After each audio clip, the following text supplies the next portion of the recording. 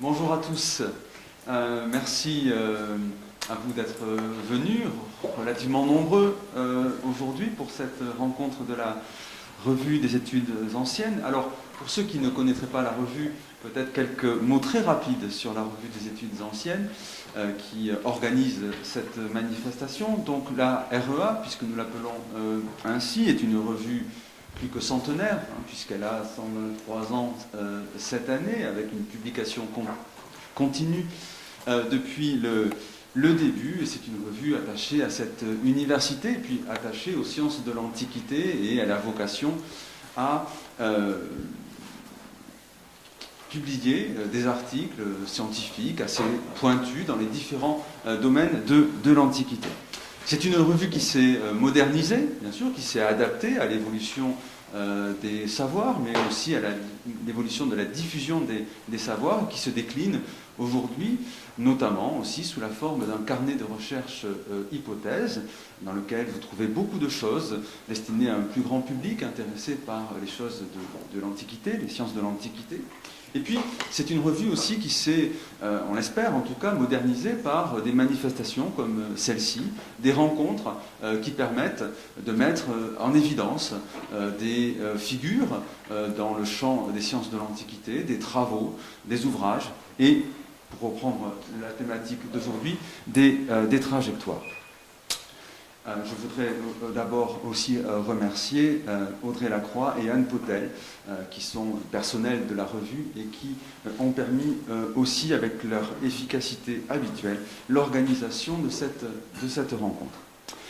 Alors cette rencontre, elle nous permet aujourd'hui de recevoir John Maher, et je veux absolument le remercier de nous consacrer du temps dans son emploi du temps bordelais qui est très chargé entre un séminaire de recherche hier soir à Ausonius et une soutenance de thèse à laquelle il participe cet après-midi. Eh bien, nous avons trouvé le moyen de le détourner un petit peu au profit de la revue des études anciennes pour qu'il nous accorde un peu de temps pour nous parler de lui, de ses travaux et de ses recherches. Qu'il en soit vivement remercié, c'est un grand plaisir pour nous. Je ne vais pas dérouler ici la biographie complète de John Maher. Il dira ce qu'il souhaite dire sur son parcours, mais quelques éléments qui permettent de le situer dans ce champ des sciences de l'Antiquité.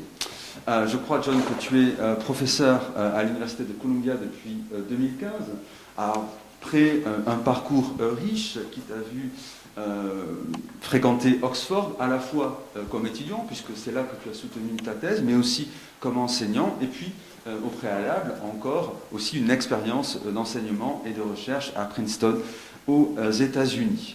Tu connais parfaitement bien l'Europe et tu connais bien aussi l'Amérique du Nord, bien sûr, et nous parlerons de tout cela. John est connu pour de nombreux travaux.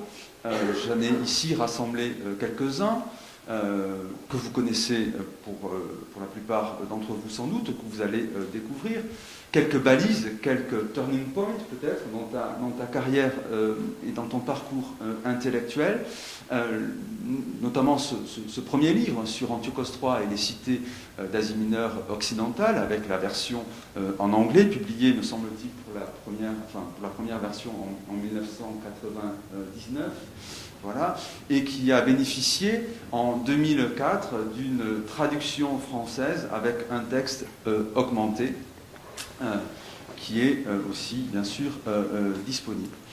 Et puis un peu plus d'une dizaine d'années plus tard, dans un autre champ de recherche, ce livre qui n'est pas encore traduit en français, Statues and Cities, que nous avons ici, et qui permettait pour toi d'aborder des thématiques très différentes du premier. Nous y reviendrons dans un instant. Mais ces ouvrages ne sont que les éléments majeurs ou les plus visibles d'un parcours extrêmement riche sur lequel nous allons revenir en évoquant rapidement peut-être ton parcours académique, parce qu'il est aussi très intéressant, académique et intellectuel, en essayant aussi de repérer les principales caractéristiques, les principaux thèmes de ton travail, ce qui l'alimente en termes de lecture, de recours aux sciences sociales, aux sciences du langage, en évoquant aussi, je l'espère, les champs les plus actuels de ta recherche.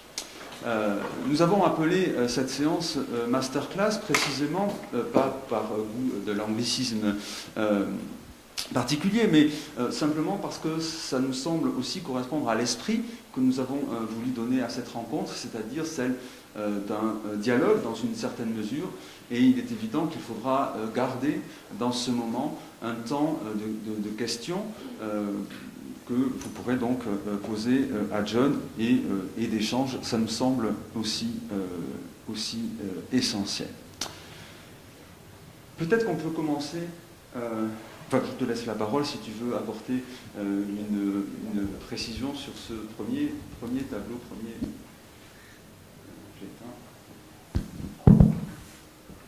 Non, merci Laurent. Juste quand tu as dit mon emploi du temps bordelais, j'ai pensé que tu allais dire quelque chose d'autre, mais je suis content que ça finisse par lait et pas leak. Donc, merci.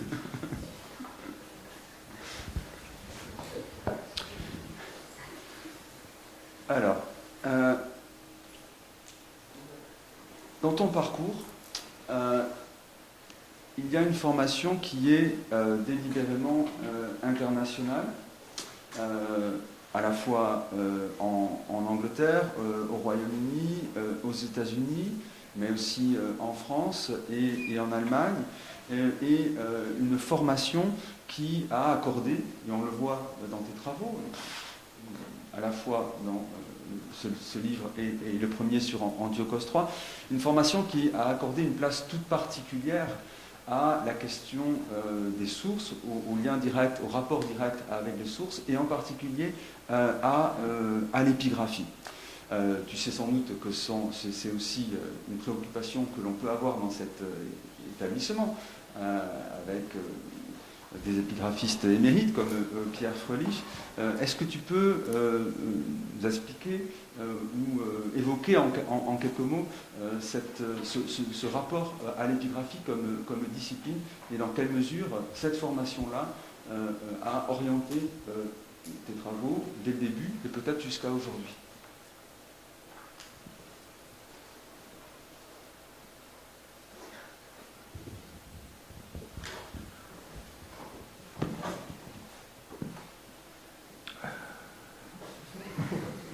Non, je sais pas quoi dire en fait. C'est une question très difficile. Je vois tellement de réponses qu'on pourrait donner. Mais comme tu sais, quand on commence à faire de l'histoire de l'Antiquité ou des classiques, il y a toujours ces deux voies. On peut lire des grands textes, on peut lire du Thucydide, on peut lire Hérodote, ou bien on peut lire qui nous raconte des histoires de gens célèbres et de grands événements, ou bien on peut lire des textes d'épigraphiques qui nous donnent une sorte d'impression de vérité ou de vie. Donc par exemple, dans mon cas, j'étais complètement soufflé de lire un texte qui m'obsède, c'est-à-dire le texte qui vient de la petite île d'Héracléia, donc près de Naxos, où les gens d'Héracléia se réunissent, passent un décret où ils décident de ne pas élever de chèvres.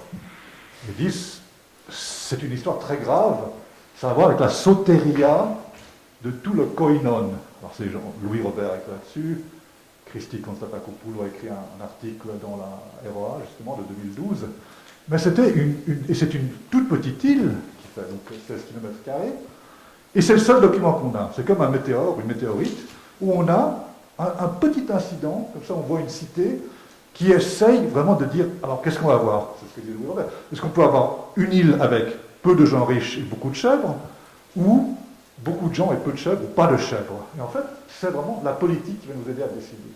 Alors, évidemment, cette impression de vie, c'est aussi une illusion, parce que enfin, il y a eu un choix, il y a eu le choix de l'écrire. C'est Patrice Bras qui disait qu'une inscription, c'est toujours les gagnants qui l'ont laissé. Les perdants, ceux qui voulaient garder des chèvres, les esclaves, les femmes, tous ceux qui n'avaient pas leur mot à dire, ils ne sont pas présents dans l'inscription. Donc c'est en fait un document qui est aussi élitiste à sa manière que les textes littéraires. Mais néanmoins, cette expérience donc de sources différentes, de sources qui sont très très variées, qui sont toujours surprenantes, je pense que c'était l'apport principal de l'épigraphie. Et ce qui en fait apportait cette espèce de vie à l'occupation, à l'activité d'historien identifisant. Merci. Donc, oui, l'importance de ce type de document et en même temps le caractère essentiel de conserver un regard critique pour ne jamais le prendre au pied de la lettre et, comme tu le disais, s'interroger sur les conditions d'élaboration du document qui sont aussi des conditions à la fois politiques et sociales. En effet. Si l'épigraphie occupe une place une place majeure dans tes travaux, et tu y reviens souvent, soit par tes ouvrages, mais aussi dans les articles que tu proposes, tu n'as jamais congédié le document au profit du concept ou de l'ivresse du concept. Pourtant, le concept, la conceptualisation est bien présent dans ton travail, à la fois dans ton étude majeure sur Antiochos III et l'Asie mineure occidentale, et aussi dans ta réflexion sur la place des statues ou des statues honorifiques dans les cités. Et c'est aussi un autre trait de ton travail, cette capacité à convoquer un certain nombre de grilles de lecture, conceptuelles ou pas, mais aussi conceptuelles, qui sont forgées dans le champ de la discipline historique, mais qui sont aussi élaborées dans le contexte plus général des sciences humaines et sociales, ou de la linguistique en particulier. Je ne prendrai qu'un exemple, ta réflexion sur l'exercice du pouvoir d'Antiochos III au moment où il se réapproprie l'Asie mineure occidentale à la fin du IIIe siècle, est bien sûr adossée à une analyse des conditions militaires, politiques, institutionnelles, mais, et ça a été, je le dis pour ceux qui ne connaîtraient pas intimement tous ces travaux-là, ça a été aussi un tournant historiographique dans la conception du pouvoir séleucide et du pouvoir hellénistique en général. Tout cela est aussi appuyé sur une réflexion sur le discours, sur le langage, sur le caractère performatif du langage, autant de choses qui, à ce moment-là, dans le champ des études classiques, étaient relativement peu utilisées, convoquées, et qui a marqué, je l'ai dit, l'historiographie. Et est-ce que tu peux développer sur ce point et nous dire quelle est l'importance et comment tu articules justement cette réflexion sur l'histoire avec les apports d'autres sciences ou d'autres disciplines? Je ne sais pas en fait quelle est la bonne méthode pour approcher les sciences sociales. Donc, est-ce qu'il faut donc, se construire un appareil théorique cohérent avant de commencer? Donc j'ai décidé que c'était le livre, que c'est, je ne sais pas, Bourdieu, ou que c'est le Foucault tardif, celui qui travaille sur l'État, qui va me servir. Et donc je me construis un appareil qui est cohérent, qui a des outils qui me permettront de travailler, mais qui malheureusement feront que ce que je dis n'aura de valeur que dans les paramètres de cette approche. Ou bien, est-ce qu'au contraire, je vais lire donc, de manière très étendue, piquer à gauche, à droite, picorer, faire mon miel, et à la fin, le travail théorique sera surtout en notes. Il ne sera pas forcément cohérent. Les gens diront, mais en fait, là, il y a du Bourdieu, là, il y a du Foucault, là, il y a je ne sais pas quoi, il y a du Weber. ça colle pas, mais on dit, mais en fait, si ça me permet d'analyser, de voir des choses, ça tient la route. En fait, ce qui m'a frappé moi, récemment, c'est que nos préoccupations, soi-disant théoriques, en fait, reflètent vraiment le milieu ou la situation plus générale, mais qu'on ne s'en rend pas compte à l'époque. Par exemple, vous pouvez prendre des historiens britanniques, de gauche, assez progressistes, qui néanmoins diront des choses comme « Ah, la colonisation, c'est pas une affaire d'État, c'est une affaire d'individus, c'est une affaire d'entrepreneurs. » Et que ça soit produit au beau milieu de l'Angleterre thatchérite. C'est quand même fou. Qu'ils ne se rendent pas compte du milieu qui influence maintenant ce qu'ils pensent être important. Alors, nous, qui avons commencé à travailler sur ces histoires de pouvoir, dans les années, mettons, 90, l'identité, c'est très important pour nous. La légitimité, l'identité, le langage. Et puis après 2008, tout le monde a commencé à parler d'économie. On fait dit non, ce n'est pas le langage et l'identité qui sont importantes, ni même le pouvoir. C'est en fait le profit, le calcul, les intérêts, les risques, les coûts de transaction qu'il faut réduire. Il y a eu tout un discours qui tout d'un coup est apparu au moment même où la crise économique donc, se dessine, après 2008. Il me semble qu'on a eu une décennie où on a été obsédé par l'économie. Et évidemment, le livre de Bresson sort en 2010, traduction anglaise 2016. Maintenant, au sein de l'université américaine, je ne sais pas si c'est le cas encore dans les universités européennes, l'obsession, c'est évidemment la justice sociale et raciale. Et comment ne pas voir le rapport entre ça et tous les événements de la fin de l'ère Obama et le début de l'ère Trump, enfin de l'ère Trump, espérons que ce soit qu'un interlude, mais toutes ces préoccupations, ce sens de rage parfois, de colère, et puis le retour de Manivelle également, donc de la droite américaine, tous ces phénomènes se répercutent donc, de manière presque instantanée dans ce qu'on fait. Mais quand on pratique, on ne s'en rend pas tout de suite compte. On pense qu'on fait de la théorie sociale, mais en fait, on répond à des préoccupations. Mais on savait, puisque quand on étudiait Rostovtsev, on disait « Ah, Rostovtsev, c'est très curieux, il parle en fait de la révolution russe quand il pense parler de l'époque hellénistique. » Mais nous faisons toujours la même chose. Je ne sais pas si c'est une condition tragique ou simplement c'est une chose dont il faut faire sa part. Voilà. Sans pour autant peut-être y échapper. Voilà. À l'ère du temps intellectuel, bien sûr. Merci pour cette réponse qui nous permet d'ailleurs d'évoquer, tu as évoqué Alain Bresson, qui est justement une des figures de ce renouveau de l'histoire économique, inspirée justement par cette importance du marché, et puis voilà, et qui est par ailleurs, pour ceux qui l'ignoreraient, un ancien enseignant-chercheur dans cet établissement, une figure importante de l'histoire intellectuelle de cette université. Alors précisément, il me semble qu'il y a pu peut-être avoir une tension entre ces deux aspects que j'ai évoqués, c'est-à-dire ce souci de regarder l'Antiquité à distance avec des outils conceptuels forgés dans le contemporain ou forgés dans les sciences sociales, et puis aussi ce souci des sources, ce rapport singulier que propose l'épigraphie comme discipline.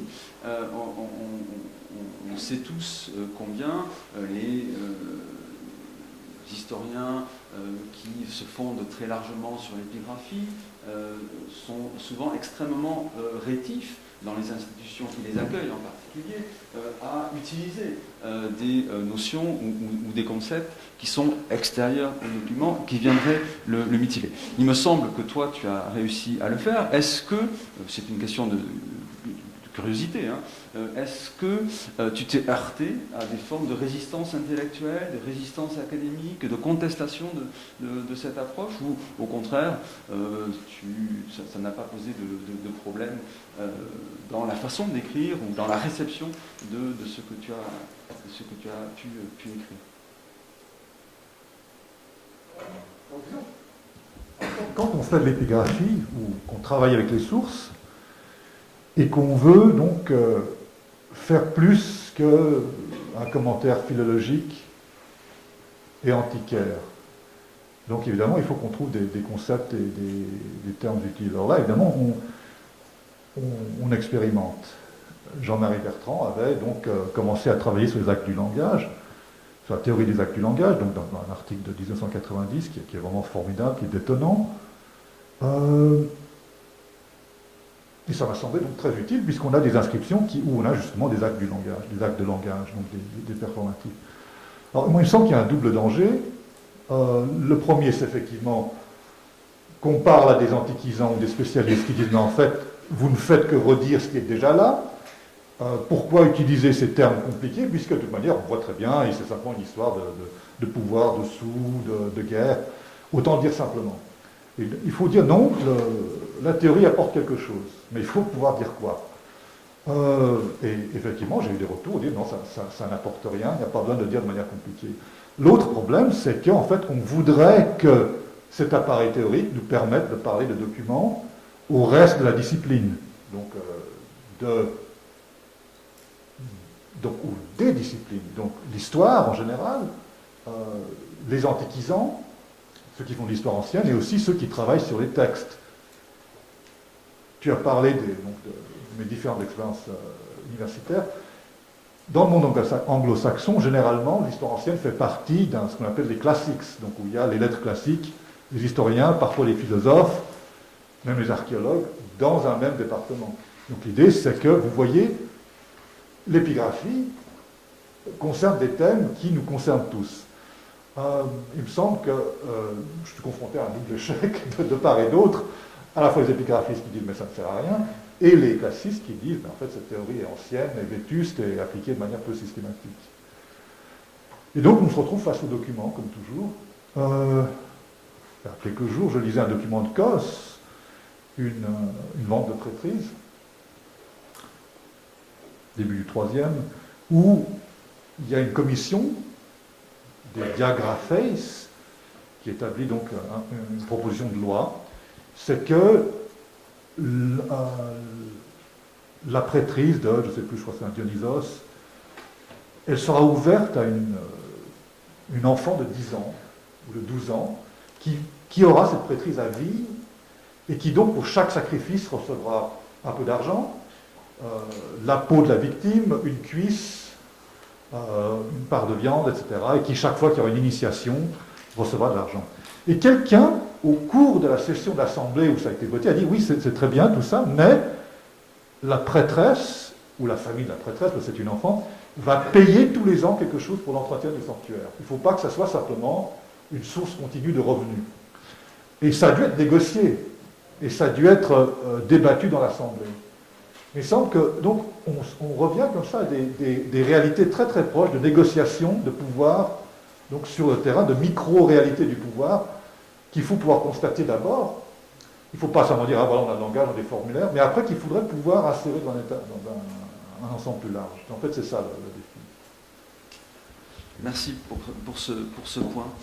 J'ai signalé l'importance donc de ce travail sur Antiochos III, qui a maintenant un petit peu plus d'une vingtaine d'années. Tu as, je le répète très rapidement, renouvelé l'historiographie séleucide sur bien des points. Oui, pardon, sur bien des points. Mais tu n'as jamais tout à fait, même si tu t'es intéressé à d'autres questions, tu n'as jamais perdu de vue cette question et des pouvoirs royaux et du pouvoir séleucide, de l'historiographie séleucide en général. Et là encore, c'est une question de curiosité, peut-être une curiosité un petit peu impliquée pour ma part. Il faut savoir qu'on est face à une espèce de profusion d'études sur le royaume séleucide. D'une certaine façon, tu étais au début du mouvement. Je ne sais pas si c'est toi qui l'as lancé, c'est toujours plus complexe, mais disons que depuis le début des années 2000, et les choses s'accélèrent, je crois, depuis 2010, c'est vraiment un champ de recherche, les pouvoirs hellénistiques en général, et la question du royaume séleucide plus particulièrement, qui est extrêmement dynamique, sans cesse renouvelée, avec des études de plus en plus nombreuses et qui mettent en évidence une documentation qui était parfois un peu négligée. comment vois-tu, sur ce point assez précis quand même, mais comment vois-tu l'évolution de ce champ, de cette historiographie? Quelles sont les grandes tendances que tu repères, voire les apories ou les apports qui doivent être mis en évidence? Et qu'est-ce que ça révèle sur le rapport à l'Antiquité et à l'histoire hellénistique plus particulièrement? Et je précise une chose, c'est un mouvement absolument international. Hein, c'est à l'échelle internationale, singulièrement dans le monde anglo-saxon, c'est extrêmement nourri.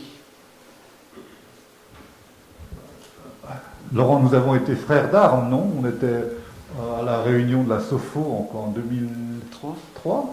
Ouais. C'est ce qui est sorti ensuite, le volume édité donc, dans Palace, non? Par Francis Pro. Donc, au début du moment où beaucoup d'entre nous avons relancé l'Empire séleucide, qui en fait était plutôt endormi jusqu'à ce moment. Le livre déclic, c'est quand même celui d'Amélie Kurt et Sherwin White, il me semble, qui a donc il y a toute cette approche donc, de Sherwin White au livre de Paul Cosmin. Donc on a une approche qui insère l'Empire séleucide dans un milieu proche-oriental. Il y a évidemment l'influence de l'histoire achéménide, de Pierre Briand. Il y a l'histoire de Macédoine, donc les Chatropoulos qui ont vraiment aidé à comprendre mieux la Macédoine. Il y a des tas de petits foyers comme ça, ou de grands foyers d'intérêt qui ont contribué à ce qu'il y ait un renouveau de l'histoire séleucide. Pour l'instant, il me semble, les trois sujets qui m'intéressent, qui me semblent d'intérêt, seraient d'abord de repenser le rapport aux prédécesseurs achéménides. Et ça, on peut plus simplement dire, ah vous voyez, c'est un empire proche-oriental, on a tout expliqué, il y a une continuité longue, ce qui est tout à fait vrai, mais ça n'explique pas tout.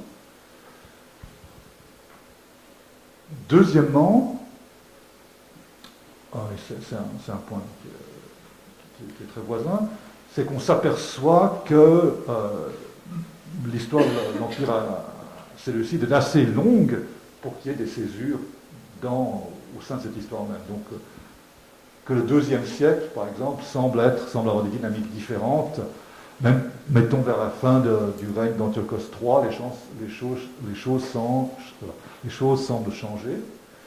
Avec Antiochos IV, par exemple, avec politique, qui semble quand même assez différente. Et en fait, on en a des traces. Donc, puisqu'on est maintenant en pleine Hanouka, l'ensemble des désordres donc, dans le Levant, la révolte hasmonéenne, tout ça doit être en rapport avec le changement de la nature du pouvoir hellénistique, puisque ça se passe en Égypte également.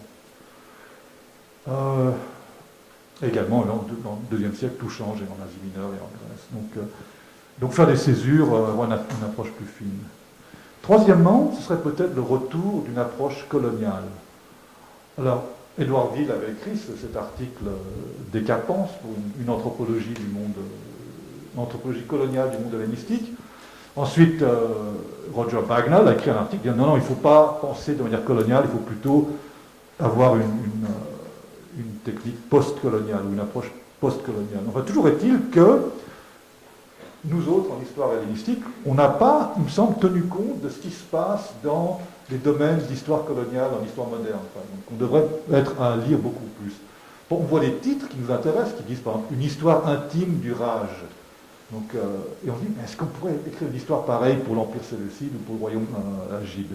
Et il y a des sources du genre, comme vous savez, on a des textes laissés par des colons grecs en Égypte l'Agide qui rêvent en égyptien, mais qui tiennent leur journal en grec, qui vont dans des sanctuaires qui sont mi-grecs, mi-indigènes. On a tout le monde, bien sûr, de la Babylonie hellénistique. Il me semble qu'on pourrait renouveler tout cela avec une approche donc, inspirée de l'histoire coloniale. Et qu'il faudrait regarder également une histoire qu'on n'a pas racontée non plus, qui est l'histoire, il me semble, de l'exploitation ou des profits coloniaux qui ont été tirés par l'élite gréco-macédonienne. En fait, ce qui m'inspire là, c'est un texte ce que j'ai beaucoup travaillé avec, enfin, un dossier, ce que j'ai beaucoup travaillé avec Christopher Toplin, c'est le dossier Arshama. On a une toute petite part des archives du satrape de l'Égypte, Arshama. Et ce qu'on s'aperçoit, c'est que vraiment la plupart de son activité, ou pardon, la plupart de l'activité qu'on voit dans cette archive, c'est la gestion d'un grand domaine. Et notamment, par exemple, la perception des loyers, des rentes, la gestion des flux humains. Alors, il dit à un moment, qu'est-ce que tu fais à son intendant, qu'est-ce que tu fais, va prendre des gens, kidnappe-les, marque-les au fer rouge et fais-les travailler. Qu'est-ce qui se passe? Mon domaine ne grandit pas. Et d'autre part, il dit, avec l'argent du domaine, je veux mon loyer, je suis à Babylone, je veux mon loyer cash, et je veux également des œuvres d'art, des objets de luxe. Donc, d'essayer de retrouver toute cette dimension d'un style de vie qui est financé par l'exploitation et par la rente, ça me semble que c'est un autre sujet d'intérêt pour l'histoire hellénistique. Une histoire sociale, en fait, du monde hellénistique. Donc, et une histoire de la Terre aussi. Une histoire de la Terre. Tout est à faire encore. Tout est encore à faire, il me semble. Voilà une belle perspective, hein, si tout est à faire.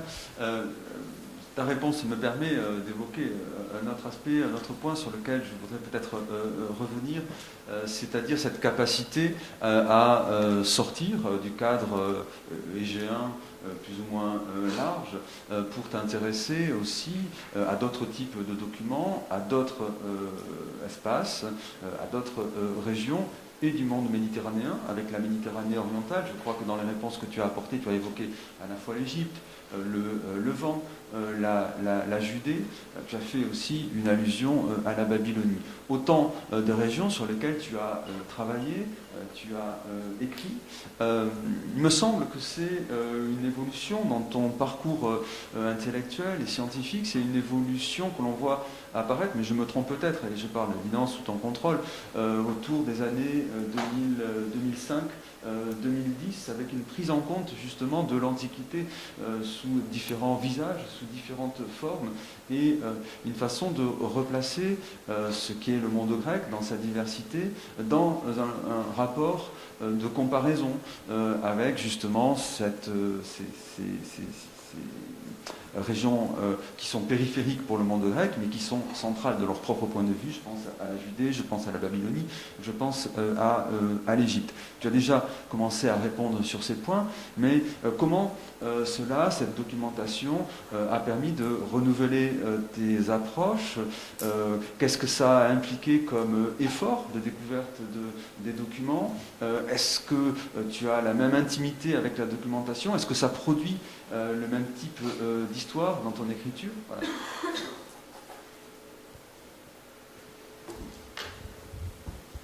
Tu as remarqué que Bickerman, quand il parle de la Haute-Asie dans les institutions, en fait, il veut dire la Babylonie. Il a vraiment, quand Bickerman écrit en 1938 les institutions des Séleucides, la Babylonie, c'est déjà très très à l'est pour lui. Bon, il y a déjà le livre de Rutten, je crois, sur les contrats séleucides qui est sorti à cette époque. Enfin, il ne voit pas plus loin. L'Iran séleucide ou l'Asie centrale séleucide n'existe pas pour lui. Et en fait, il la découvre beaucoup plus tard, dans les années 50, quand il écrit un essai très très difficile, en fait, très dense sur l'Asie centrale. Le livre de Cosmin, donc, parle beaucoup de tout ce monde-là, l'oasis de Merv, la Bactriane, et que tout ça, en fait, ça fait partie du monde hellénistique. Moi, je pense que, enfin, il y a plusieurs remarques à faire ici, mais une, c'est que quand on enseigne l'histoire d'Alexandre le Grand, et à Oxford, on va le faire régulièrement, c'est un des sujets, enfin, pas bateau, mais sujet très très fréquent. Il est facile de comprendre, enfin assez facile de comprendre tout ce qui est avant, mettons, Gaugamela, mais qu'après, cette histoire très très détaillée qu'on trouve dans Quinte Kurs ou dans Arien, il faut essayer de la comprendre, de la décrypter géographiquement.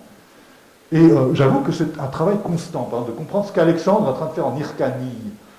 Alors, qu'est-ce qu'il fait en Hyrcanie? Donc Darius est mort, et Alexandre passe beaucoup de temps en fait chez les Tapuriens, ou je sais pas. Et j'ai dit, ben, je vais essayer de lire Pierre Loti, qui, dans son, c'est quoi, c'est Vers Ispahan. Oui, Vers Ispahan. Il a un long chapitre, il dit, ah, c'est comme le Jura, sauf que c'est très très pluvieux. Et, mais en fait, on se rend compte qu'il ne faudrait pas simplement lire Pierre Loti ou les sources coloniales britanniques, il faudrait aussi lire des sources iraniennes, ou des géographes iraniens, ou des travaux iraniens. Mais en fait, là, on a un obstacle, un problème de langue. Très souvent, par exemple, des travaux indiens sur Alexandre en Inde, c'est simplement des reprises d'ariens. Alors qu'il faudrait un travail archéologique et sur les sources sanskrites, je suppose. Le livre qui m'a fait le mieux comprendre l'Afghanistan, c'est ce livre sur Shah Shuja et la première guerre d'Afghanistan, 1839, où on voit que le Pakistan du nord, du nord-ouest, et Kaboul sont en fait très liés. Herat, c'est un monde différent, mais que entre Kaboul et le Pakistan, soit les Sikhs vont faire la guerre là-bas, soit les rois de Kaboul descendent dans la vallée de l'Indus. Mais en fait, Alexandre, tout d'un coup, ça se comprend complètement. Il n'y a pas de raison de dire pourquoi est-ce qu'Alexandre va en Inde, seulement parce que la géographie l'y entraîne. Et ensuite, comprendre le rapport entre la Bactrie et la Sogdiane, ensuite la Sogdiane et les steppes, toute cette géographie s'articule. Mais c'est un temps très long, vraiment des choses que j'ai dû découvrir. D'une manière personnelle, en fait, c'était très curieux que je retombe sur des sources chinoises à ce moment. Ayant passé toute ma vie à travailler sur des choses qui n'étaient pas la Chine, après, tout mon travail a fini par me ramener en Sogdiane, et donc un endroit où, par exemple, les sources chinoises bouddhiques sont très importantes pour comprendre la géographie historique du Swat, et toute cette terre bouddhique, donc l'Udhyana, et que donc à ce moment on peut concevoir une espèce d'histoire globale qui s'étendrait de l'Atlantique jusqu'en Chine. Enfin, pas un chantier que je vais ouvrir, non. Il y a une espèce de longue continuité. Si on continue à travailler vers l'Est, on arrive donc à un autre monde. Si on continue à travailler vers l'Ouest, on est pris par la même ivresse que celle d'Alexandre, et ça finit mal parfois.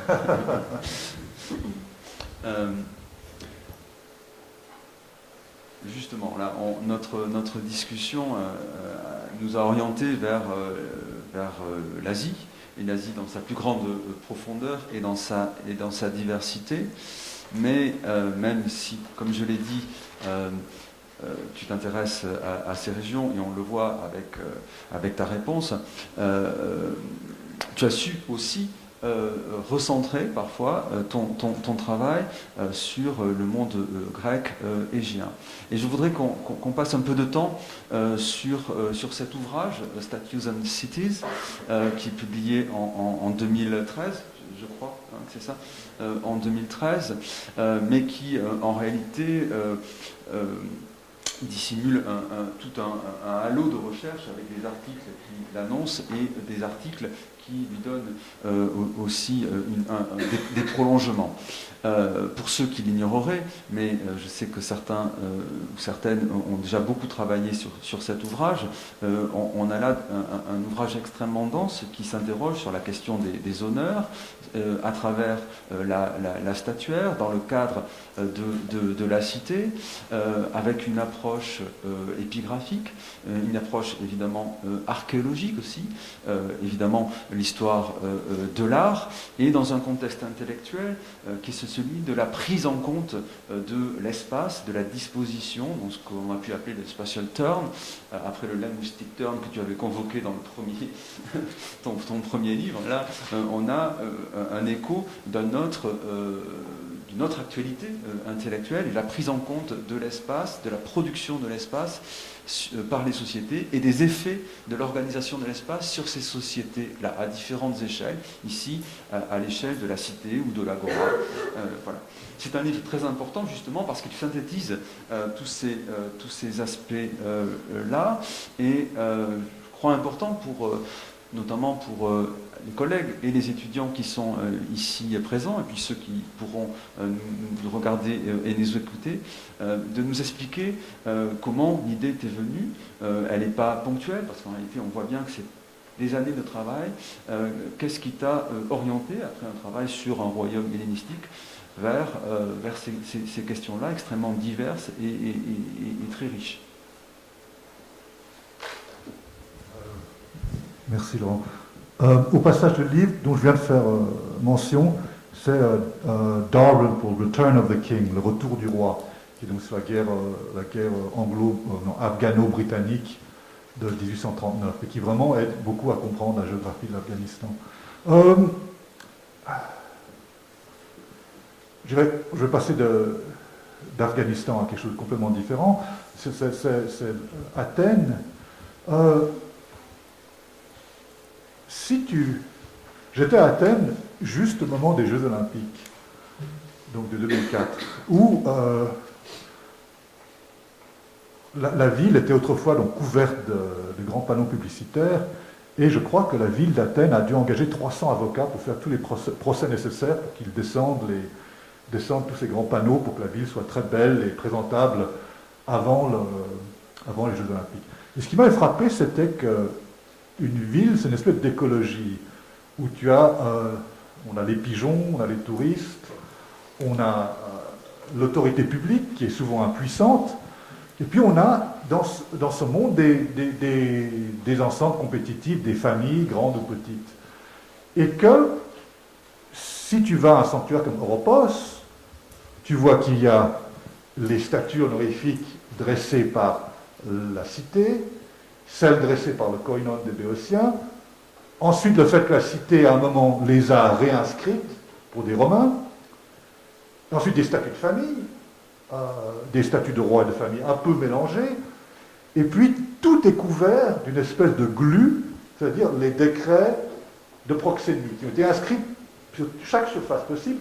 Et ce qui est très clair, c'est qu'en fait, souvent, c'était pas possible de les inscrire dans l'État puisque les bases étaient trop rapprochées. Donc, il y a une base, il y a eu des décrets honorifiques, ensuite l'autre base est venue coincer ou fermer cet espace. Donc, une espèce d'écologie compétitive entre l'État ou un acteur public et les familles. Et ça, ce qui me semblait intéressant, c'était d'essayer de voir cette compétition dans l'espace. Et que c'est bien sûr des histoires d'élite et de masse, comme dirait Josiah Robert, mais c'était aussi une histoire simplement de vie.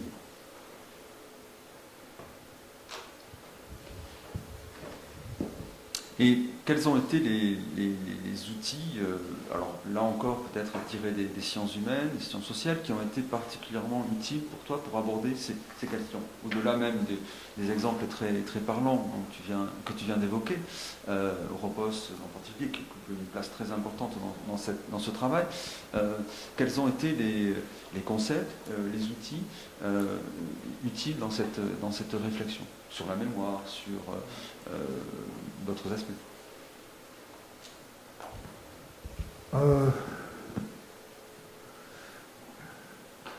J'ai un peu peur que c'était un gloubi-boulga, mais disons qu'il y a des livres comme La production de l'espace par Henri Lefebvre, ou la géographie radicale, qui ne sont pas faciles d'usage, que je n'ai pas trouvé. C'est toujours comme ça, quoi. La théorie ne donne jamais les réponses toutes faites qu'on voudrait. Mais il y a un corps donc, de pensée théorique sur l'espace sur espace et société. Ça, on trouve beaucoup de livres là-dessus. J'ai trouvé plus intéressant tout ce qui était livres, donc souvent en histoire, sur les rapports entre mémoire, espace et pouvoir dans des contextes précis. Par exemple, dans l'Europe de l'Est, après 89 ou après 91. Donc où il fallait décider ce qu'il fallait faire avec les statuts de Staline, quelle mémoire on aurait de quels événements, et qu'en fait tout ça était contesté. L'idée de contestation, de lutte qu'on pouvait lire dans la pratique. Est-ce que c'est très théorisé? Je ne suis pas sûr. Il me semble que c'était plutôt des exemples de cette lutte. En mémoire, ce qui était intéressant, c'est que dans la théorie des lieux de mémoire, c'est que c'est toujours inventé, en fait. Donc, il y a toujours une part de mauvaise foi et de réinvention dans ce concept. En fait, ça a été mis en enfin, il y a un challenge par rapport à cette idée que tout est malléable, tout peut se refaire, qu'il n'y a pas d'authenticité. C'est une idée que j'ai adoptée, mais en fait qui est plus contester maintenant.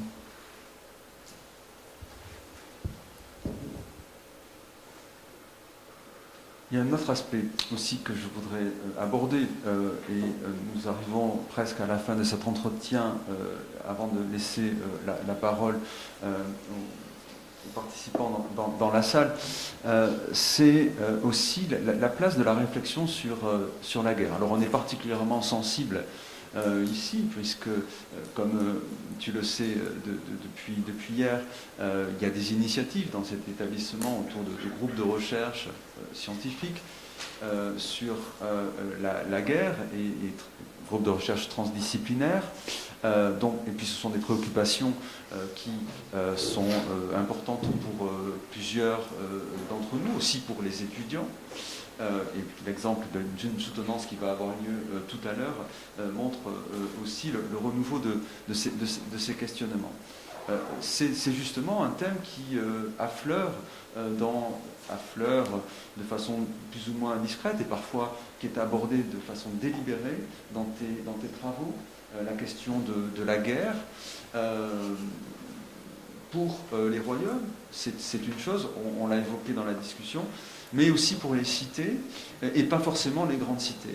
Et tu as notamment travaillé sur la question de la culture de guerre dans les cités d'Asie mineure, dans plusieurs articles. Je voulais t'interroger là-dessus, sur justement cette notion de culture de guerre. Comment tu la définis? C'est une notion assez plastique, qui est évoquée pour renvoyer à des réalités extrêmement différentes. Comment, dans le cadre du monde grec, et tout particulièrement pour les cités grecques, et tout particulièrement encore pour les petites cités grecques, comment elles se révèlent, et qu'est-ce que tu as pu mettre en évidence dans ce champ-là?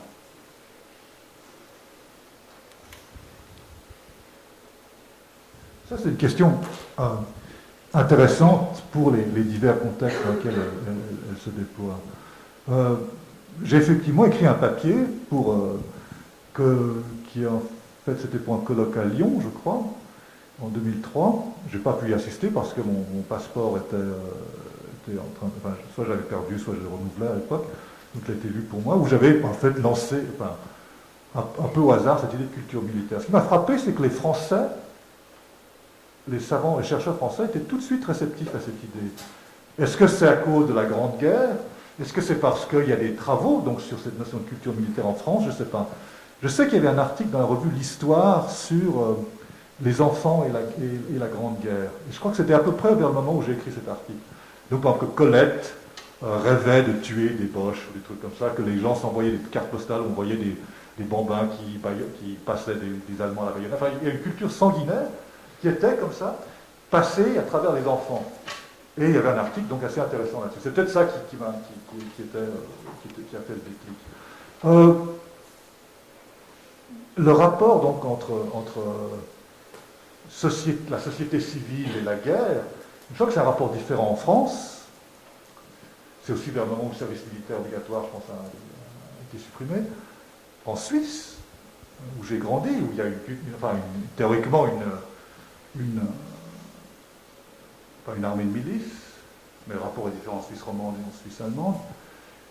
En Angleterre, qui a une armée professionnelle, et évidemment aux États-Unis, qui a à la fois une forte culture patriotique et également une armée de métier.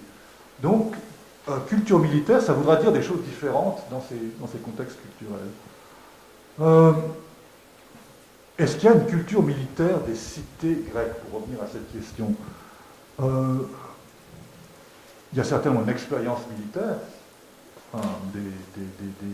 des soldats citoyens qui se déclinent de différentes manières, et je vois la tête de Rémi Saoumont, il y a beaucoup de choses à refaire.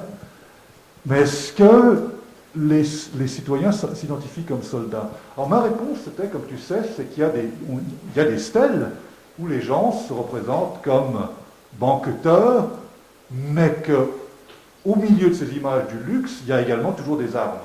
Il y a les boucliers, les cuirasses, les casques, les épées et parfois une tête de cheval. On trouve ça un peu partout, on trouve ça en Ionie, on trouve ça aussi un peu en Béotie et aussi en Grèce du Nord. Certains citoyens choisissent de se représenter en soldat, mais que ce n'est pas universel. Ce n'est pas la seule manière de se concevoir comme citoyen. Donc ça doit être une composante ou un choix possible de certaines couches sociales au sein de la cité. Mais je ne sais pas en dire plus que ça pour l'instant.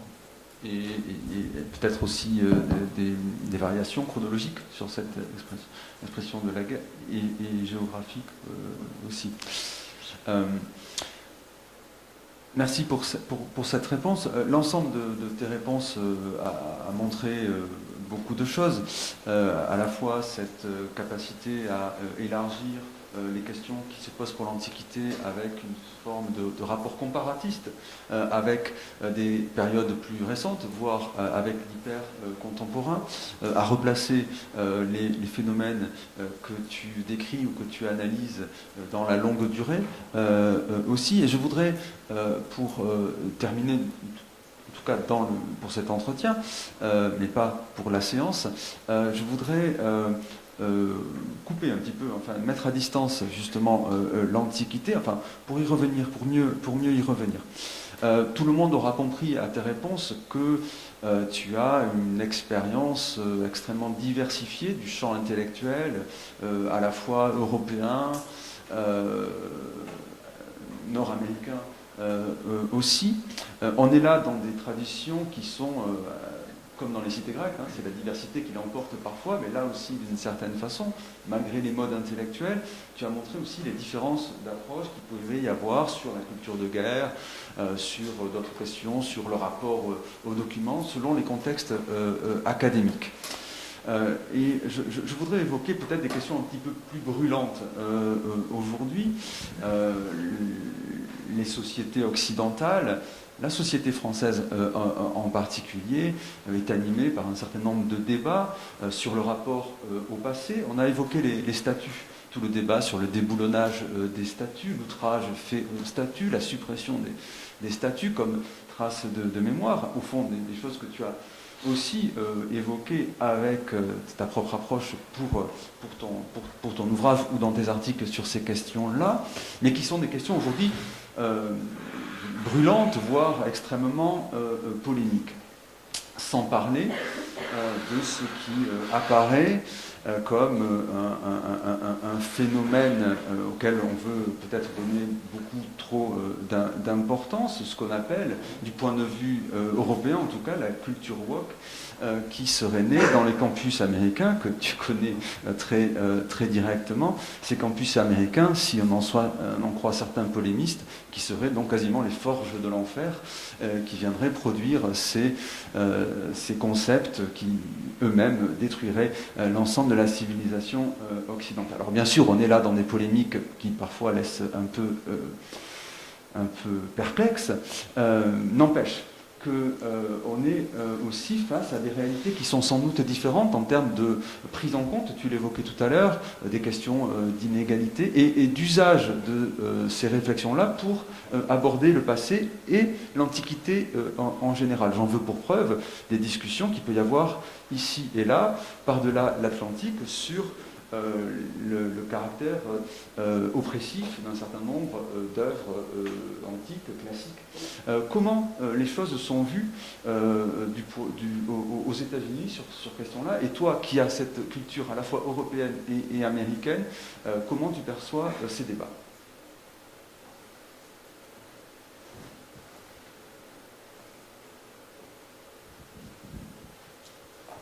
Je crois que c'est la question la plus importante pour en 2021, qui ensuite est en rapport avec un autre problème, c'est pourquoi étudier l'Antiquité grecque, pourquoi lire Homère, et même, enfin, pourquoi lire les inscriptions de Cos, donc c'est encore plus profond ou plus lointain comme question. Non, effectivement, tu as raison. L'été 2020 aux États-Unis a été l'été des statuts, en sens qu'il y a eu un effort de déboulonner les statuts et l'effort de défendre les statuts. Près de là où j'habite, près du campus de Columbia, il y a une statue qui est en fait de Karl Schurz, un Suisse, qui s'est exilé après 1848, qui était en fait général dans l'armée américaine, durant la guerre civile, qui ensuite a été intendant d'affaires indiennes, c'est un type très bien. Il y avait toujours une voiture de police devant sa statue. Durant tout l'été, 24 heures sur 24, pour protéger les statues. On a, durant les émeutes, protégé les statues. Et évidemment, il y avait tout le Fort Trump, il faut protéger les statues, protéger les bâtiments fédéraux, etc. Tout ça était hyper politisé durant cet été. Et j'avoue que je ne comprends pas tout, je ne comprends pas très bien ce qui se passe. Il y a des arguments inverses. Donc, il faut protéger la statue parce qu'elle représente notre histoire. Donc, un général confédéré représente notre histoire. Bon, en bref, très rapidement, vous savez bien que ces statues de général confédéré ont été dressées non pas après la guerre civile, mais en fait durant l'ère Jim Crow, c'est-à-dire l'ère de la ségrégation, c'est-à-dire entre 1900 et 1950, comme effort ou comme monumentalisation de tout l'effort pour renverser la reconstruction, c'est-à-dire empêcher les Noirs de voter. Et que ces statues-là sont des statues monstrueuses, des statues qui sont liées donc à un effort politique très clair. Il est également clair, c'est ce que j'ai dit dans mon livre sur les statues, que la statue honorifique ne représente pas de l'histoire, elle représente notre volonté de faire de l'histoire. Donc si nous ne voulons pas de cette statue, nous l'enlevons, nous la redédions à quelqu'un d'autre, on la fait fondre. Les Grecs nous montrent qu'en fait la statue n'est pas sacrée. Qu'en fait, une statue est la plus fragile des choses. Donc, ça a été mon angle, c'est ce que j'ai dit d'ailleurs au cours de mes cours, par exemple, ou au cours d'intervention, sur ce problème de statue. Donc, mais ça s'insère dans comme tu le dis, dans une problématique beaucoup, beaucoup plus large, qui est, comme tu dis, la problématique woke, mais on l'a vécu dans les années 90 avec la problématique PC, le politically correct, qui était déjà en fait sous Clinton la préfiguration de tous ces débats. Alors en effet, on a un angle qui dit que les lettres classiques, les auteurs classiques, l'histoire classique n'a fait que perpétuer la suprématie blanche aux États-Unis. Et que si c'est le cas, c'est qu'il y a quelque chose dans la nature même des classiques, dans l'ADN des classiques, qui la prédispose à être l'outil de cette suprématie. Alors évidemment, comme toujours, les gens qui font des lettres classiques se donnent beaucoup trop d'importance. Dans l'histoire intellectuelle d'Occident, en fait, il faudrait quand même faire la part congrue. L'esclavage n'est pas dû aux gens qui disaient Aristote. Il faut être clair. Le racisme n'a pas été inventé par Winckelmann, encore une fois. Mais ces rapports de complicité sont des rapports qu'on essaie de dérouler maintenant. Le problème, c'est que ça demande vraiment des connaissances en histoire intellectuelle moderne qu'on n'a pas forcément. Il me semble qu'on n'est pas formé à ça, on n'est pas formé à lire les sources du XVIIIe ou de l'époque moderne. On ne connaît pas tout, on ne connaît pas les débats. Mais c'est en tout cas c'est un débat qu'il y a maintenant en histoire classique, en histoire ancienne ou en sciences de l'Antiquité. Le retour de manivelle, c'est évidemment ceux qui disent que la culture woke est celle qui étouffe le débat, celle qui se propose de tout brûler, etc., et qui a donc un retour conservateur, qui est évidemment très bien financé et qui a de puissants appuis dans le système de médias, etc. Voilà le débat, voilà le paysage tel qu'il se présente, tel que je le vois sur les médias sociaux, tel que je le vois donc dans les entretiens de l'université. Heureusement que mes étudiants ne savent pas le français, donc je n'ai pas un mot de ce que je dis. Je ne sais pas quelle sera la répercussion de ces débats. Bon, d'abord dans le système britannique, qui est donc, complètement en vase communicant avec le système américain, ni ce qui va se passer en France, en Allemagne, en Italie, par exemple. Et ça, c'est vraiment une affaire à suivre. En effet, c'est une affaire à suivre, même si ce débat se pose dans des termes un petit peu différents, parce qu'on est dans des traditions, même si on voudrait l'importer tel quel, les traditions sont sans doute aussi différentes. Merci pour toutes ces réponses, mais on va engager maintenant une autre partie, un autre moment de notre rencontre. Tu as lancé beaucoup de pistes sur beaucoup de sujets. J'imagine que certains parmi vous voudraient peut-être avoir des précisions et prolonger certains aspects dans une forme de discussion. C'est pourquoi je donne sans tarder la parole à la salle. Alors je vais vous demander d'utiliser le micro qui circule de façon à ce que la prise de son puisse être assurée.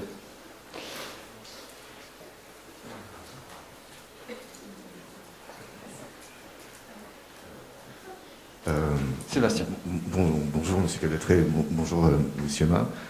Alors j'ai deux premières questions et on va commencer par ces deux premières. Juste pour être bien sûr de vous avoir compris tout à l'heure à propos de l'Afghanistan, vous avez largement insisté sur la géographie et notamment comprendre ces vallées du nord-est de l'Afghanistan et du nord-ouest du Pakistan. Je ne suis pas sûr de vous avoir compris, donc vous n'avez pas versé dans un déterminisme géographique. Ce n'est pas une provocation. Si, je pense que oui. Dans ce qui m'était apparu à la lecture de livre de Dalrymple, enfin c'était très utile pour moi, simplement parce qu'avant j'enseignais Alexandre, donc avec ces espèces de boucles qu'il décrit, avant de revenir sur Bakhtre, etc. Ce qui me semblait, c'était que la géographie de l'Afghanistan pouvait se comprendre en sous-régions ou en micro-régions, et que l'une d'entre elles, c'était donc ces rapports entre ce qui est maintenant l'Afghanistan et ce qui est en fait le Pakistan, et ce que Arien appelle l'Inde, donc les Indiens de l'autre côté de l'Indus. Tout ce qui est cette région où Alexandre passe une année, est-ce que c'est 327, qui n'est pas clair, on ne sait pas très bien la saison, et qui simplement semble suivre naturellement une fois la pacification, donc la Sogdiane. L'écho que je voyais entre cette activité et l'État, pas naturel, mais l'État de l'Afghanistan, donc avant 1839, où en fait il y a des activités guerrières qui franchissent ce qui est la frontière moderne sans aucun problème, me semblait assez évocatrice. Déterminisme géographique, oui, d'une certaine manière, oui, ou bien disons qu'on peut voir une certaine configuration des pouvoirs dans cette géographie qui aidait à comprendre ce qui se passait avec Alexandre. Je vous remercie et vous me décomplexez au passage. Donc je vous remercie doublement. Et ma deuxième question était par rapport à une de toute première réponse à Laurent Cabletré, à propos des concepts. Là aussi, c'est peut-être aussi pour me décomplexer. Vous semblez ne pas vouloir choisir entre différents concepts, donc ne pas adopter un seul point de vue. Et pour avoir été traumatisé par une discussion avec Christophe Pébard qui me disait que non, je ne peux pas bombarder un sujet d'étude en utilisant plusieurs approches conceptuelles, je dois avoir un parti pris. Est-ce que je vous ai bien compris et que vous seriez d'accord, par exemple, pour dire que oui, on peut, sur un sujet d'étude, avoir, pour le comprendre et bien l'étudier, avoir plusieurs approches conceptuelles et se servir de plusieurs concepts? Ou est-ce qu'il faut vraiment poursuivre Christophe Pébard et le caricaturer un peu, mais nous avions un peu bu, pour être franc, est-ce qu'il faut vraiment avoir absolument un point de vue et un parti pris? Une vraie question méthodologique. Ouais, non, c'est une bonne question, il me semble qu'il a... L'avantage d'avoir une approche, c'est que, un, on est rigoureux, deux, on sait expliquer ce qu'on voit. Donc on voit des phénomènes, on dit « Ah, mais c'est intéressant », et on sait pourquoi c'est intéressant, on sait dans quoi ça s'insère, et on connaît les enjeux. Oui, c'est ça, c'est qu'on s'enferme, on s'enferme. L'avantage de l'autre approche, c'est qu'on est souple, on n'a même pas une approche, on a un vocabulaire, un registre, une topique, qui permet de parler de tas de choses intéressantes. Par exemple, je crois que c'est ce qu'a fait Thomas quand il parlait de magie, il a vraiment beaucoup lu en anthropologie sociale britannique, et à un moment il dit, j'ai même des termes qui sont utilisables, des concepts, enfin, L'autre côté dirait que ce n'est pas des concepts, c'est simplement du style, des effets de style. Il se peut qu'on ait une voie moyenne, ce serait de lire beaucoup de manière théorique, de comprendre les enjeux et de dire j'ai une voie moyenne et je sais pourquoi je choisis les outils que j'utilise, même si parfois ça sera un peu discordu, parfois ça va passer, et que tout cet appareil théorique sera dans les notes, mais de manière assez balisée pour que les lecteurs comprennent la nature des opérations. Sinon, on a une note qui dit voir Foucault, mais en fait ça n'explique rien. Il faudrait vraiment que les concepts soient déployés de manière assez souple, mais assez explicite, pour qu'on comprenne ce qu'on est en train de faire. Sinon, en fait, c'est des effets de style, c'est simplement des termes. Mais Paul Venn, quelque part, est-ce que c'est dans Comment on écrit l'histoire, une description de comment Paul Venn lit la sociologie américaine. Il la feuillette, et de temps en temps, il dit « Ah, ça c'est une expression intéressante », et il la note, et il s'en resserre. C'est une autre approche.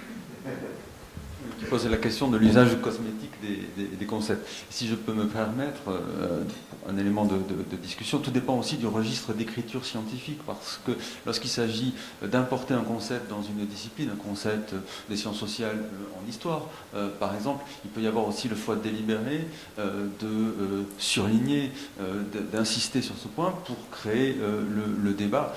Voilà, donc c'est aussi une question de positionnement dans le champ et dans l'historiographie qui peut expliquer qu'à un moment on soit attaché à une grille d'analyse. Alors ça peut être dans le champ du concept, ça peut être aussi dans l'approche. J'ai évoqué tout à l'heure le livre de 93 de Kurt Sherwin-White qui a totalement déplacé le centre de gravité du royaume séleucide. C'était un livre pamphlet, un livre scientifique, mais aussi un livre pamphlet qui venait secouer l'historiographie en place et qui peut, même s'il est critiquable sur le fond, avoir une utilité intellectuelle dans le sens où il vient bousculer une sorte d'équilibre ou de ronronnement. Je ne sais pas où on en est maintenant en sciences sociales, c'est-à-dire en France, par exemple, ou dans le monde. Qu'est-ce qu'on lit? Qui sont les maîtres à penser? Ou quels sont les débats actuels? Il me semble qu'il y aurait eu, en tout cas dans notre discipline, qui est petite, qui est en retard, qui a ses querelles de chapelle particulières, il y avait un moment où en fait, tout le monde parlait plus ou moins la même chose. Je ne sais pas de quoi on parle dans notre discipline à présent, et je ne sais pas de quoi on parle en sciences sociales plus généralement. Quels sont les débats sociaux ou les débats intellectuels qui, en fait, sont d'actualité.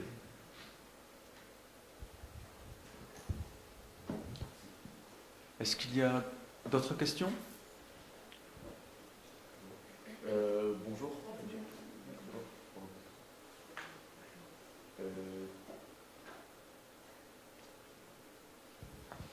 Bonjour. Oula, pardon. Du coup, je voudrais revenir sur un concept que vous avez évoqué, un peu plus précis dans l'histoire. Vous avez évoqué la présence d'une culture militaire potentielle dans les cités grecques.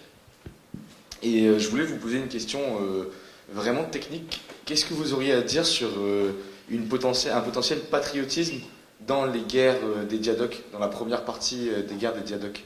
Est-ce que vous pensez que les soldats se battent par patriotisme? Est-ce qu'on leur présente une image de patriotisme pour leur faire la guerre, entre guillemets?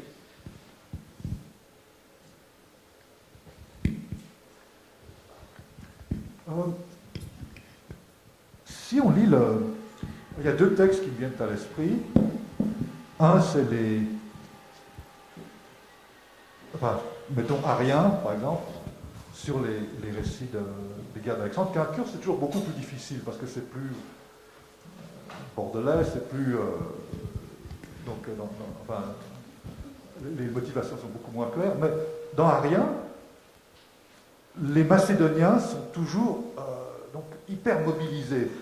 Donc Alexandre dit chacun coupe 100 bouts de bois, oui, on y va, et tout se dresse, et les Macédoniens sont terrassiers, soldats, marins, enfin, ils sont, semble-t-il, toujours dans un état d'énergie constante.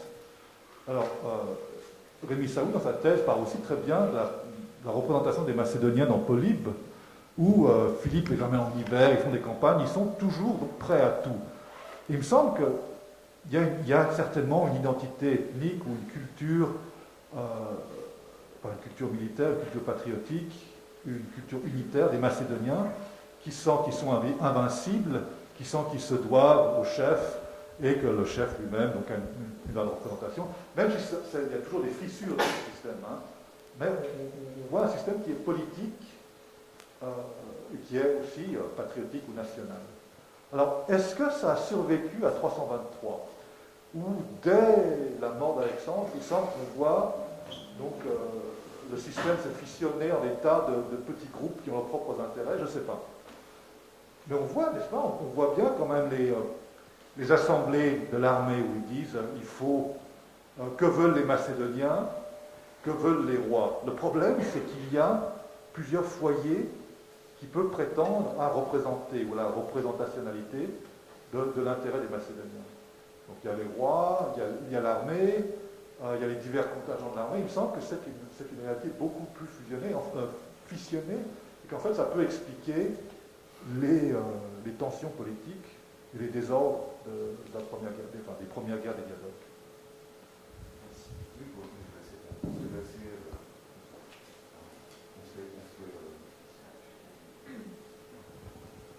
On serait passé en fait d'une culture ethnique ou ethnique nationale concernant la Macédoine à quelque chose qui relève plutôt du charisme d'une monarchie en fait. Voilà, Weber, la théorie. Weber ou l'anthropologie avec la notion de pygmée. Est-ce qu'il y a d'autres questions? Oui. Bonjour. Ok, on entend. Alors, vous avez parlé des statues et vous avez étudié les statues dans votre livre qu'on voit là.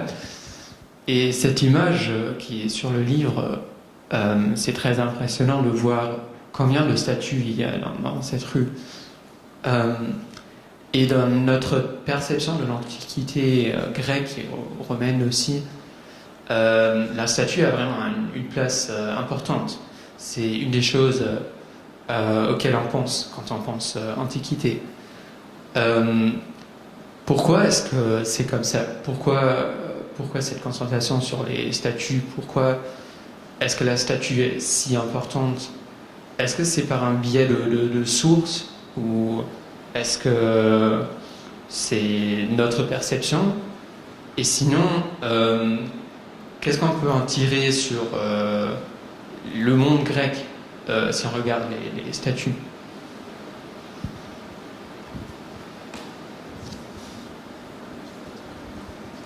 Merci. Non, c'est une très bonne question. En fait, c'est la question à laquelle j'aurais dû répondre et à laquelle je n'ai pas répondu dans mon livre. C'est quelle serait l'histoire culturelle des statues? Pourquoi cette importance des statues? Pourquoi est-ce qu'on rêve de statues, par exemple? Le rapport entre religion et statue, par exemple? J'ai pas de réponse, j'ai pas de très bonne réponse à ça. Il me semble que c'est vraiment la bonne question. Simplement, dans le domaine politique, la statue est un instrument pour les rapports entre société et individu, et qu'il faudrait l'insérer dans une interrogation plus large sur ce qu'est la statue. Je pense que c'est la bonne question. Je ne sais pas, il faut attacher les ceintures, je pense. Oui, une question supplémentaire.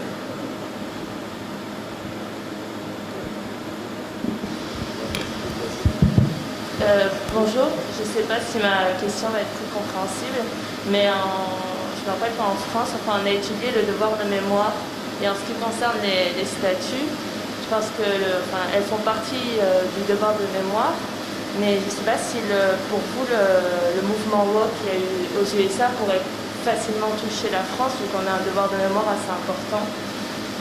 Je ne m'entends pas trop.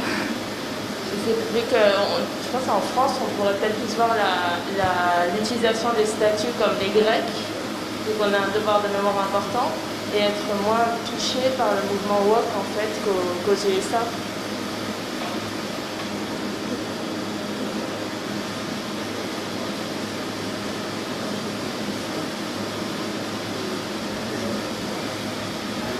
C'est peut-être que les États-Unis sont une société plus fracturée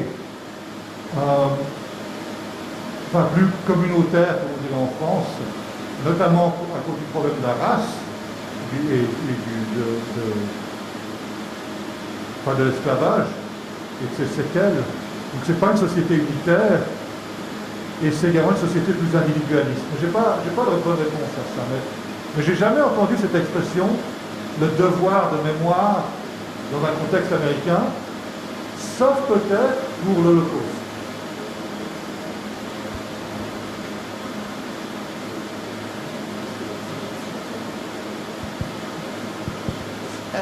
Bonjour Monsieur Ma, merci pour vos interventions d'aujourd'hui et d'hier déjà. Alors pour commencer, j'ai travaillé pour mon mémoire sur les représentations familiales à Delphes et à Délos. Et il y a une question que je me suis posée par rapport à votre ouvrage.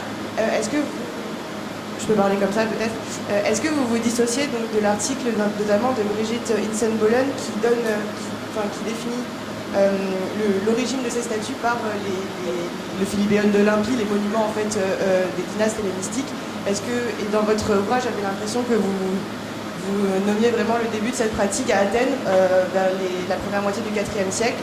Est-ce que vous n'êtes pas d'accord avec l'influence qu'elle donne aussi importante en fait à ces monuments dynastiques hellénistiques?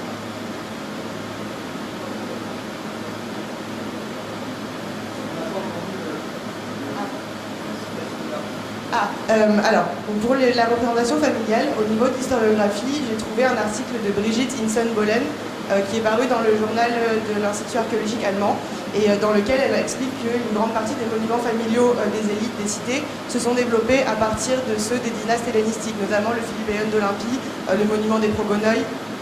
Est-ce que vous êtes d'accord avec cette théorie ou, parce que j'ai pas réussi à la retrouver précisément dans votre livre. Donc, Est-ce que c'est l'article de Hinsenbollen 90, c'est ça? Oui. Je ne suis pas sûr qu'il faille voir une filiation directe, en fait. Que ça fasse partie du paysage culturel plus général, oui, certainement. Mais j'ai plus l'impression qu'il s'agit de dynamique de famille à Athènes.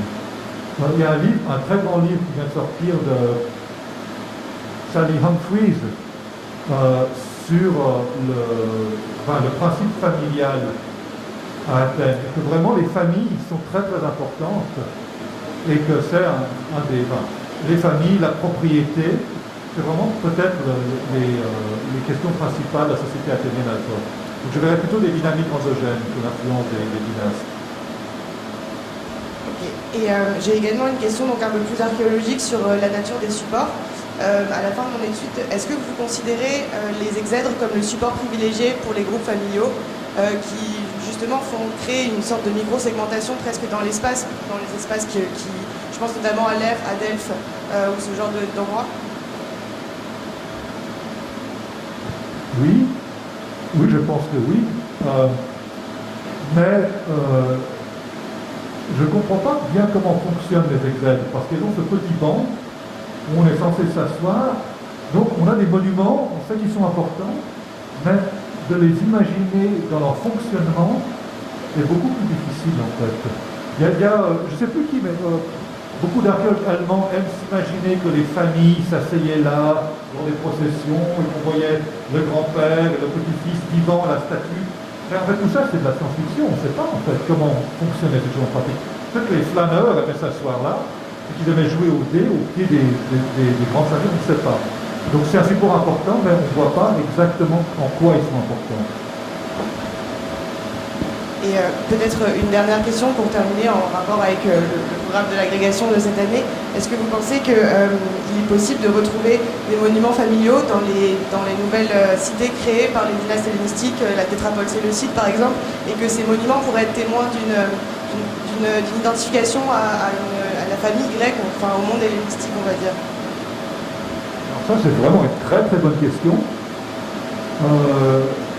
Est-ce que les élites des nouvelles cités s'affichent avec cette technologie? Je ne suis pas sûr, parce qu'en fait, le boom des statues familiales, c'est un truc quand même du troisième, deuxième, où les cités neuves sont plus tellement neuves. Donc ce serait intéressant de voir, c'était vraiment une bonne question, de voir le problème de la représentation familiale dans les nouvelles cités, ou bien au contraire, ces nouvelles cités ne sont pas propices à ce genre de... Si les familles font partie en fait du jeu, comme ça, les masses, des élites dans les vieilles cités? C'est vraiment une très bonne question. Vous pouvez y répondre, d'ailleurs, c'est une très très bonne question. Merci. Est-ce qu'il y a d'autres questions?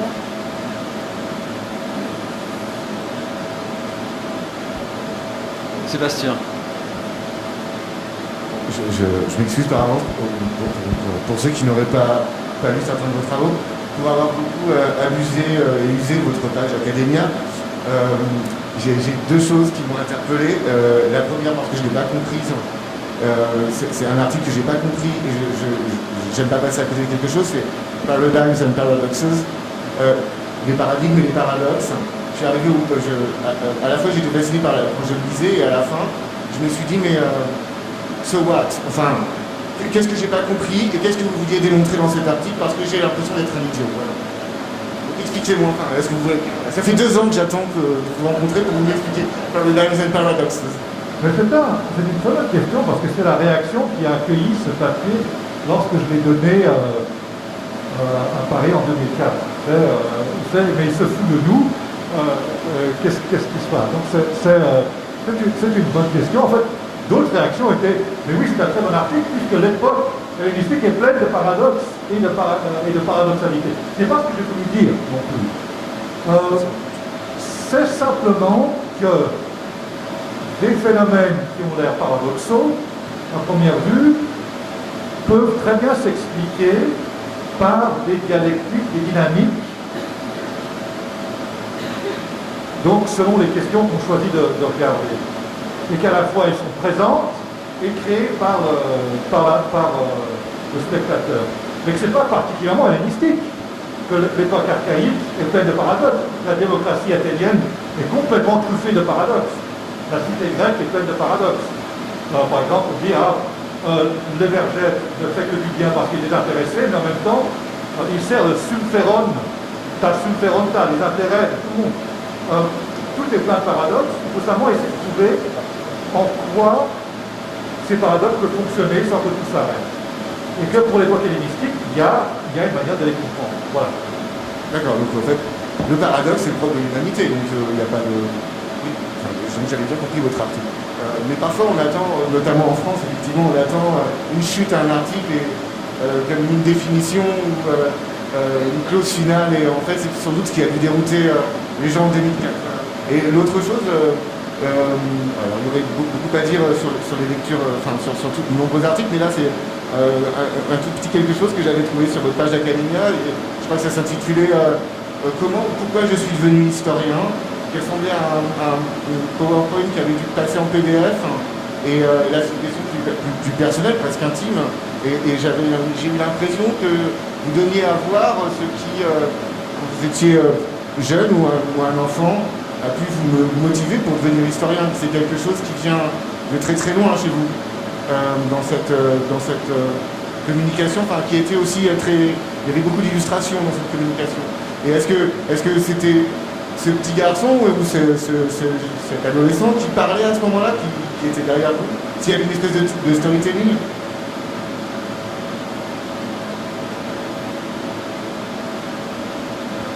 Non, en plus, c'est trop loin. Mais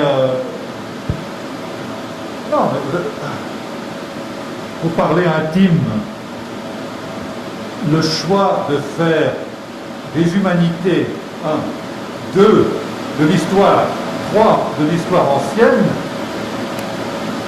pour un Chinois-Américain, c'était pas évident. C'est plus évident maintenant où beaucoup de mes étudiants sont en fait de la même origine que moi.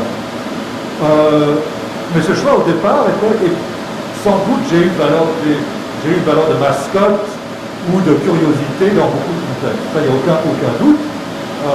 J'ai exploité ma chance jusqu'à la trogne, qu'il fallait bien, on peut se miel comme on peut, mais que ça a été un choix, effectivement. Un choix de faire le choix de la savonnette à Vidin, du grec au latin à Genève, le choix de faire de l'histoire grecque et latine. Le père d'un de mes amis, qui m'a beaucoup aidé dans cette voie, qui est un avocat genevois, m'a dit « Tu te souviens pas, mais tu me disais, ah là là, le grec et le latin, c'est formidable, c'est l'origine de notre civilisation occidentale. J'ai dit ça, moi j'ai dit oui, j'étais tout à fait très enthousiaste à l'époque. Je peux pas dérouler ou déballer ces choix à l'époque. Je m'en souviens plus, franchement. Merci.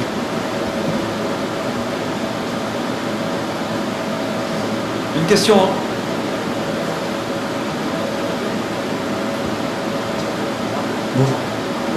Bonjour. J'ai une question concernant est-ce que selon vous il y a eu une transposition du royaume de Macédoine de Philippe II qui a une culture et une tradition très comment dire qui regroupe plusieurs ethnies en un seul royaume. Est-ce que c'est pas quelque chose qu'on retrouve dans les royaumes diadoques qui ont un homme fort qui détient le pouvoir et qui arrive à faire à maintenir un ordre et faire prospérer son royaume qui s'étend sur de très grandes... Alors, ça c'est une question vraiment intéressante parce que on peut dire qu'une des composantes de la généalogie des royaumes hellénistiques c'est l'empire achéménide, donc qui est multiethnique mais qui a une ethnoclase dominante, comme dit Briand, mais que l'autre composante généalogique, c'est le royaume théménide, qui est lui-même constitué de manière très complexe. Donc c'est un royaume, un conquest state, créé par la conquête, mais qu'il est hétérogène. Ça c'est une question intéressante. Il me semble quand même que le royaume macédonien a un noyau ethnique beaucoup plus fort et qu'il a donc entre les cités qui ont des institutions semblables, l'armée, la cour et le roi, qu'il est quand même beaucoup plus soudé que l'Empire achéménide, et donc s'il a été un modèle, il faudrait non pas avoir la disparité, mais au contraire la constitution d'un noyau national ou quasi-national très fort. Mais c'est une idée intéressante que la disparité même du royaume théménide en a fait un modèle possible pour les royaumes, pour les États hellénistiques. C'est vraiment une bonne question, hein, une piste à suivre.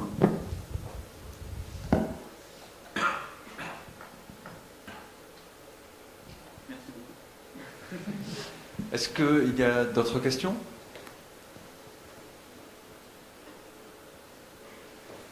C'est dommage parce que les conditions sont meilleures. Bon, nous avons retenu près d'1 heure et demie, mais pour notre plus grand plaisir, je saisis ces derniers instants pour, au nom de la Revue des études anciennes, te remercier à nouveau de nous avoir accordé ce temps de discussion. On a pu voir la diversité de tes centres d'intérêt, la richesse aussi de tes approches, nourries d'une connaissance très intime des sources anciennes, mais aussi de l'historiographie la plus récente, de la littérature, et puis des champs de recherche qui même parfois nous éloignent un peu du monde grec, mais pour mieux y revenir. Nous avons abordé beaucoup de sujets et c'était pour moi et pour l'ensemble des participants un grand plaisir de discuter de tout cela avec toi. Merci beaucoup et merci à tous ceux qui ont participé aussi à cette rencontre.